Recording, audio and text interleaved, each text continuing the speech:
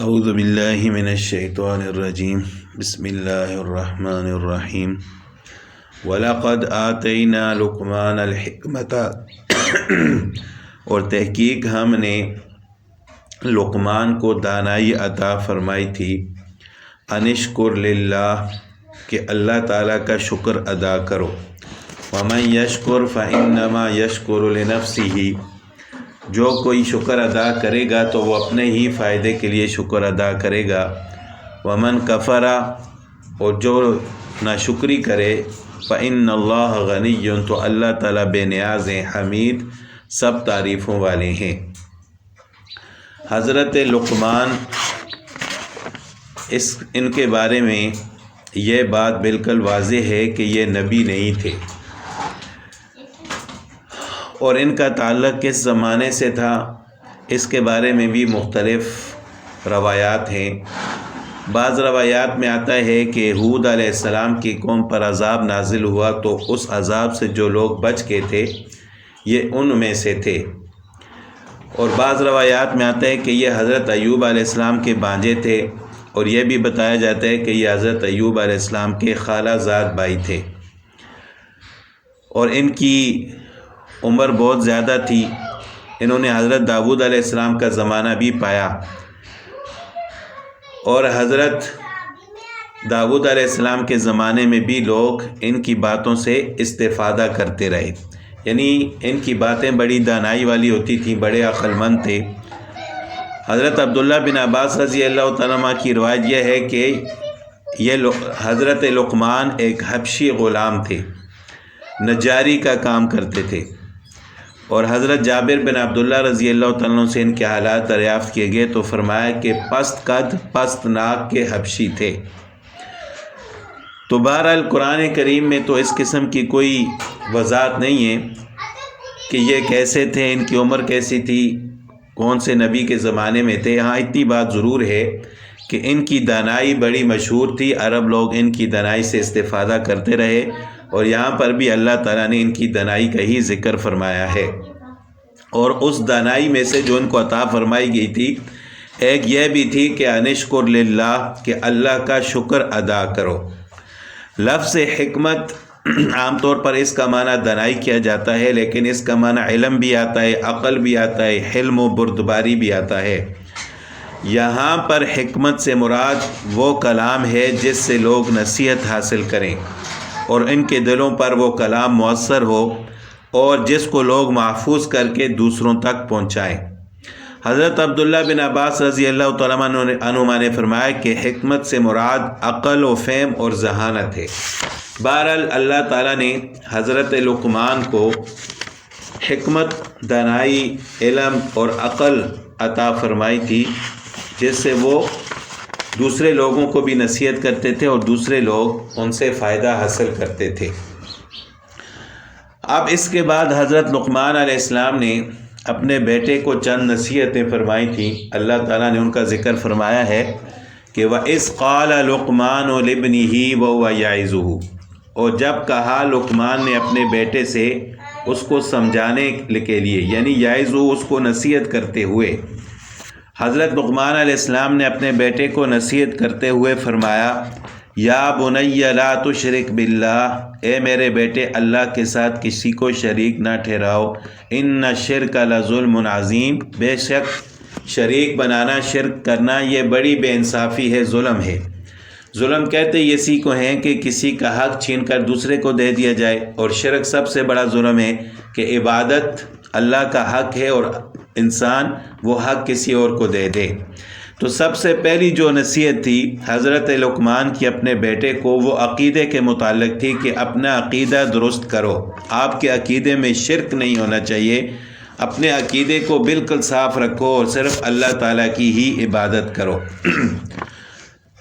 وَوَصَّيْنَا الْإِنسَانَ بِوَالِدَيْهِ اور ہم نے تاکید کی ہے انسان کو اس کے ماں باپ کے واسطے، یعنی اپنے ماں باپ کے ساتھ اچھا سلوک کرو۔ حملتہ امہ وہنًا علی وہن کہ اس کی ماں نے اس کو پیٹ میں اٹھایا ہے کمزوری پر کمزوری اٹھا کر، یعنی مختلف تکلیفیں برداشت کر کے اس کی ماں نے اس کو پیٹ میں اٹھایا ہے، برداشت کیا ہے، وفصالہ فی عامین، اور دودھ چھڑانا ہے اس کا 2 برس میں، یعنی ایک تو اس کی ماں نے اس کو پیٹ میں اٹھایا، پھر اس کے بعد 2 سال تک اس کو دودھ پلایا۔ انشکر لی ولوالدیک، تو ہم نے انسان کو یہ تاکید کی ہے، نصیحت کی ہے کہ میرا بھی شکر ادا کرو اور اپنے والدین کا بھی، الی المصیر، پھر میری طرف ہی تم نے لوٹ کر آنا ہے۔ تو عقیدے کی درستگی کا حکم فرمایا، اور اس کے بعد انسانوں میں سے سب سے زیادہ انسان کے اوپر جس کے حقوق ہیں، یعنی ان کے والدین کے ساتھ اچھا سلوک کرنے کا حکم دیا اور تاکید کی، کیونکہ والدین انسان کے دنیا میں آنے کا سبب بنتے ہیں۔ ہاں ایک بات آگے ارشاد فرمائی کہ وَإِن جَاهَدَاكَ عَلَىٰ أَن تُشْرِكَ بِي، اگر وہ دونوں تجھے اس بات پر مجبور کریں کہ میرے ساتھ شریک ٹھہراؤ، مَا لَيْسَ لَكَ بِهِ علم، اس چیز کو جس کا آپ کو کچھ علم نہیں، فَلَا تُطِعْهُمَا، تو ان کی بات مت مانو، یعنی والدین کے ساتھ اچھا سلوک ہے،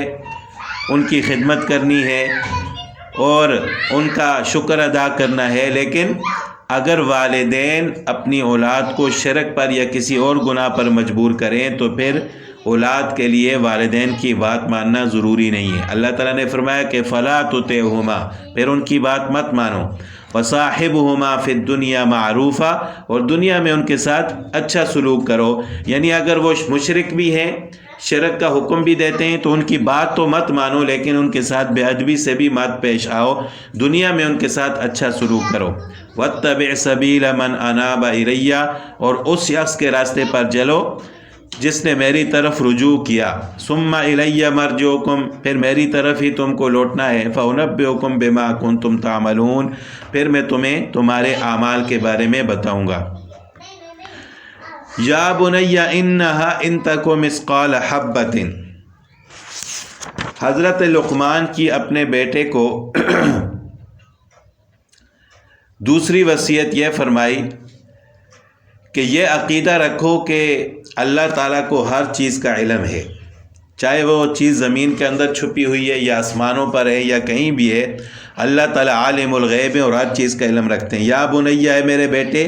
انہا ان تک مثقال حبۃ من خردل، کہ اگر کوئی چیز ہو رائی کے دانے کے برابر، حبہ کہتے ہیں دانے کو، خردل رائی، فتکن فی صخرۃ، اور وہ رائی کا دانہ پتھر کے اندر ہو، صخرہ کہتے ہیں پتھر کو، او فی السماوات او فی الارض،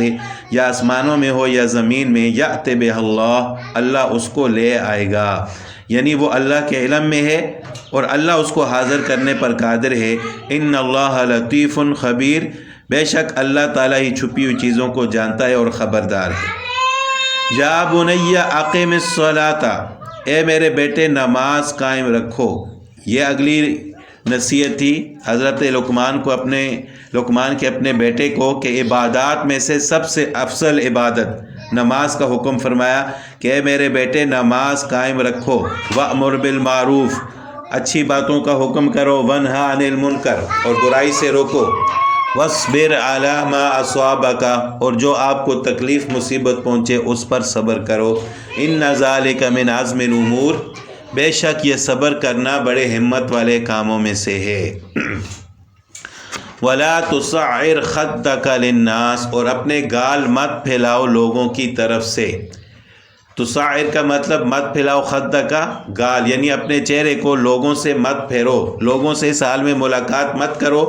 کہ آپ کا چہرہ ان سے پھرا ہوا ہو تکبر کی وجہ سے۔ وَلَا تَمْشِ فِي الْأَرْضِ مَرَحًا، اور زمین پر اترا کر مت چلو، تکبر کی چال مت چلو۔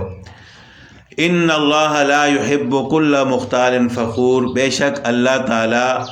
پسند نہیں فرماتے تکبر کرنے والے کو، تو اترانے والے، بڑھائیاں کرنے والے، یعنی تکبر کرنے والے کو، یعنی آپ جتنی بھی عبادت کرو اور اگر آپ کے دل میں تکبر ہے تو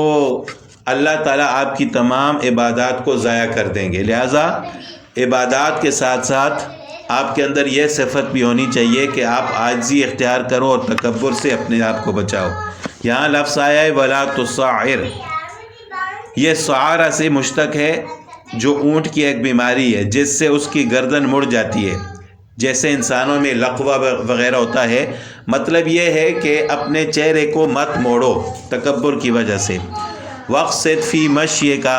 اور اپنی چال میں میانہ روی اختیار کرو، اعتدال کے ساتھ چلو، نہ بہت زیادہ تیز چلو اور نہ بہت زیادہ آہستہ ٹہل ٹہل کر تکبر کرنے والوں کی طرح چلو، کیونکہ تیز چلنے سے بھی انسان کو نقصان ہوتا ہے، انسان گر سکتا ہے، دوسرے لوگوں کو تکلیف ہو سکتی ہے، اور زیادہ آہستہ چلنا یہ بھی تکلیف کا باعث ہے، لہٰذا اعتدال کے ساتھ چلو۔ وغضض من صوتک، اور اپنی آواز کو پست رکھو۔ ان انکر الاصوات لصوت الحمیر، بے شک بری سے بری آواز گدھے کی آواز ہے۔ سب سے بری آوازوں میں سے سب سے بری آواز گدھے کی آواز ہے۔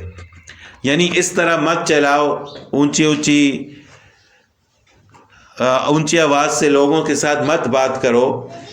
کہ لوگوں کو تکلیف ہو، اور ایسی آواز آپ کی نہ بن جائے کہ جیسے کہ گدھے کی آواز ہوتی ہے۔ تو لہٰذا اپنی آواز کو بھی زیادہ پست بھی نہ رکھو اور زیادہ اونچی آواز سے بھی بات نہ کرو، بلکہ آہستہ آواز سے بات کرو۔ یہ آداب معاشرت میں سے ہے، گفتگو کرنے کے آداب میں سے ہے، اور لوگوں کے ساتھ ملاقات کرنے کے آداب میں سے ہے۔ حضرت حسین رضی اللہ تعالیٰ عنہ فرماتے ہیں کہ میں نے اپنے والد حضرت علی رضی اللہ تعالیٰ عنہ سے دریافت کیا کہ آپ صلی اللہ علیہ وسلم جب لوگوں کے ساتھ بیٹھتے تھے تو آپ صلی اللہ علیہ وسلم کا کیا طرز ہوتا تھا؟ تو حضرت علی رضی اللہ تعالیٰ عنہ نے فرمایا کہ کان دائم البشر سہل الخلق، کہ رسول اللہ صلی اللہ علیہ وسلم ہمیشہ خوش و خرم معلوم ہوتے تھے۔ آپ صلی اللہ علیہ وسلم کے اخلاق میں نرمی اور برتاؤ میں سہولت مندی ہوتی تھی۔ آپ صلی اللہ علیہ وسلم کی طبیعت سخت نہیں تھی۔ آپ صلی اللہ علیہ وسلم نہ شور مچانے والے تھے، نہ فحش گو تھے، نہ کسی کو عیب لگاتے تھے۔ یعنی شور مچانا اور اپنی آوازوں کو زیادہ حد سے زیادہ اونچا کرنا، اونچی آواز سے بولنا، یہ بھی ادب کے خلاف ہے اور آپ صلی اللہ علیہ وسلم کی سنت کے خلاف ہے۔